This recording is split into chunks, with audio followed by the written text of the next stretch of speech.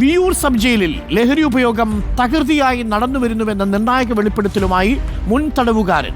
ജയിലിലേക്ക് ലഹരി എത്തുന്നത് മത്സ്യത്തിലൂടെയും മട്ടനിലൂടെയും ബന്ധുക്കൾ നൽകുന്ന വസ്ത്രങ്ങളിലൂടെയുമാണ്.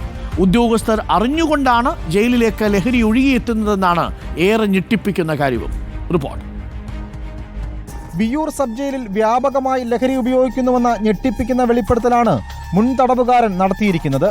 മട്ടണിലും മത്സ്യത്തിലും ലഹരി കടത്തി ജയിലിലെ അടുക്കളയിലെത്തുമ്പോൾ മേസ്തിരിമാരെന്ന് വിളിക്കുന്ന ജയിലിലെ സീനിയർ പ്രതികൾ അത് സെല്ലുകളിലെത്തിക്കും. MDMA പോലുള്ള മാരക മയക്കുമരുന്ന് ജയിലിൽ എല്ലാ സെല്ലിലും സുലഭമായിട്ട് ഞാൻ ആദ്യമായിട്ട് കഞ്ചാവ് കാണുന്ന ജയിലിൽ വെച്ചാണ്. വേറെ ഒന്നുമല്ല, ഇതിന് ഏറ്റവും കൂടുതൽ സപ്പോർട്ട് ചെയ്യുന്ന ഉദ്യോഗസ്ഥരാണ്.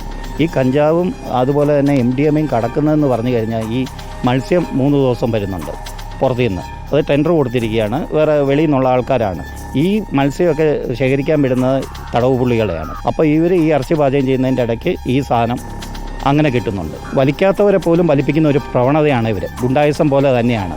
കാരണം മറ്റുള്ളവർ പറഞ്ഞു കൊടുക്കുമെന്ന് പറഞ്ഞാൽ അവർക്കേയും കൂടെ നിർബന്ധിച്ച് വലിക്കുന്ന ഒരു പ്രവണതയും ഞാൻ കണ്ടിട്ടുണ്ട്. MDMAയും കഞ്ചാവ് ഓയിലും ജയിലിൽ സുലഭമായി എത്തുന്നുവെന്നാണ് മുൻ തടവുകാരൻ വ്യക്തമാക്കിയത്. കഞ്ചാവ് വലിക്കുന്ന സമയം സെല്ലിനുള്ളിൽ സാമ്പ്രാണിത്തിരികൾ കത്തിച്ചു വെക്കും.